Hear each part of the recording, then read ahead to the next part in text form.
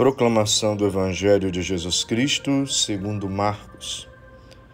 Naquele tempo, Jesus ensinava no templo dizendo: Como é que os mestres da lei dizem que o Messias é filho de Davi?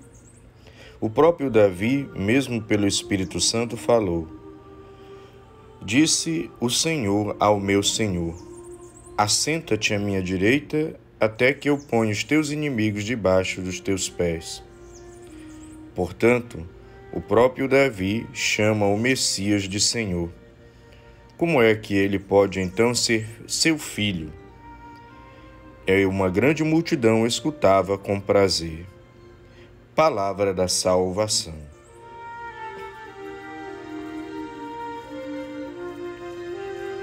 Meu irmão, minha irmã, aqui é Frei Wanderlan, trazendo para você a breve reflexão do Evangelho do dia. Hoje nós meditamos o Evangelho segundo Marcos, capítulo 12, versículo de 35 a 37. Neste Evangelho, Jesus, mais uma vez, está tirando o seu ouvinte, especialmente dentro daquele contexto ali da cultura judaica, da espera do Messias, da espera que o Messias fosse filho de Davi, da descendência de Davi. Mais uma vez eles fazem uma leitura literal, ao pé da letra, equivocada, e esperavam um Messias aos moldes dele. E mais uma vez, Jesus, que é o Messias, que vem totalmente diferente do que eles imaginavam, do que eles interpretaram, ou dos que eles distorceram na compreensão equivocada de fé deles. Então Jesus sempre está tentando esclarecer, orientar, mostrar a visão certa, iluminar para que a gente compreenda a verdade, para que essa verdade que é Ele, que vem dele, ensinada por Ele, possa nos conduzir, nos ajudar a nos converter, porque sempre vai haver da nossa parte a liberdade de aceitar ou não a verdade, a liberdade de fazer inclusive aquilo que é o finalzinho desse evangelho. A multidão escutava com prazer. Significa que estavam abertos, significam que desejavam aprender o verdadeiro sentido da fé, o verdadeiro sentido das Sagradas Escrituras. Eles não ficavam, pelo menos essa multidão, criando coisas, inventando modas ou querendo que os seus caprichos ou a sua maneira de pensar fossem contempladas pela pregação de Jesus. Muito pelo contrário. Eles estavam abertos a receber a verdade, mesmo que aquela verdade contrariasse tudo aquilo que eles pensavam, imaginavam, queriam, desejavam ou tinham como concepção distorcida de fé. Então, muitas vezes nós precisamos ser como essa multidão que escutava com prazer, ou seja, que estava aberta para aprender e se deixava conduzir, se deixava questionar pela verdade e por isso se convertia, amadurecia.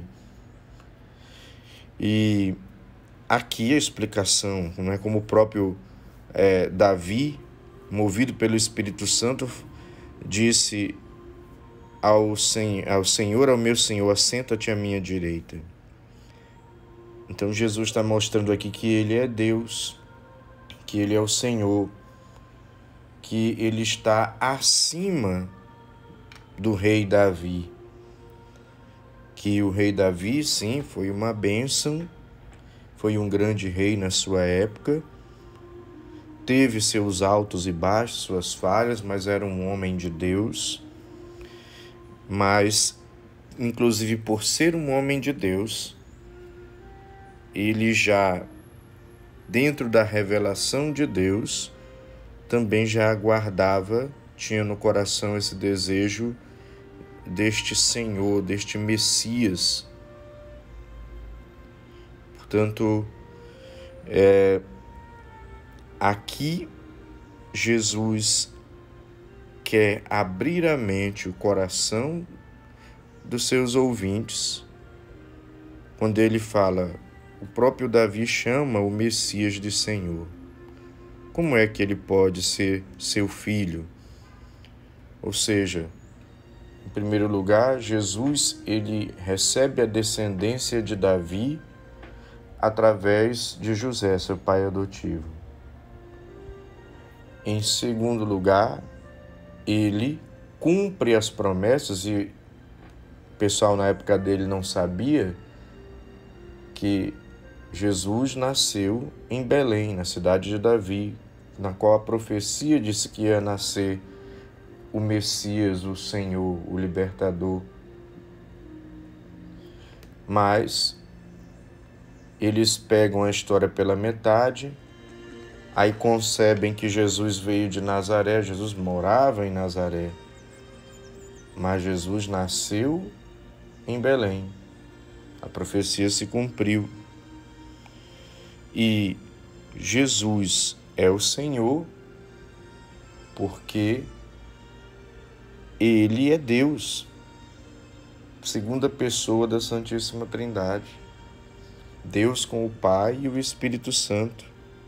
E, portanto, nada mais lógico e compreensível que o próprio rei Davi chame nas Sagradas Escrituras, inspirado por Deus quando registra algo ali nas Sagradas Escrituras, chame o Messias de meu Senhor. Portanto, Davi já vislumbrava de longe, já intuía que o Messias seria este Senhor acima dele, a quem ele deveria obedecer, ter toda a reverência, todo o respeito, toda a devoção. E Jesus está tentando explicar isto. E o Senhor é o próprio Jesus. É Ele, o Messias, que é prometido em todo o Antigo Testamento. É nele que se cumpre todas as promessas, inclusive feitas pelo rei Davi. Portanto, o mais importante aqui é que nós escutemos, que nós abramos o coração, que nós nos deixemos orientar pela verdade de Deus, contida na sua palavra, contida nos ensinamentos da Igreja continuadora da missão de Jesus Cristo. Porque nos nossos tempos, muita gente se faz dona da verdade, muita gente se coloca como referencial de certo e de errado, se coloca acima da palavra de Deus e da Igreja, pensa que sabe mais, segue uma lógica mundana e relativista e por isso muitas vezes não se converte, não tem a vida renovada porque não aceita a verdade tal qual ela é, fica distorcendo ou, infelizmente, acolhe e aceita só o que lhe convém.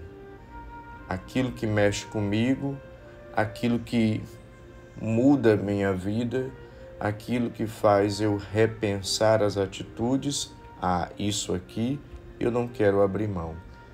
Portanto, ou eu ignoro, ou eu invento uma crítica e acabo colocando de lado. Esse é o drama para uma grande parte das pessoas que não escuta com prazer a palavra de Deus, mas escuta apenas aquilo que lhe convém, lhe interessa e lhe agrada. E muitas vezes a parte da palavra de Deus que nos desagrada é aquela que é mais útil para a nossa conversão. Dediquemos tempo a escutar o Senhor na sua palavra, no ensinamento da sua igreja, e tenhamos a coragem, a maturidade de deixar essa verdade nos questionar para a nossa conversão, para o nosso amadurecimento, para a nossa mudança de atitude, para que possamos, assim, deixar a verdade nos libertar. Louvado seja nosso Senhor Jesus Cristo, para sempre seja louvado.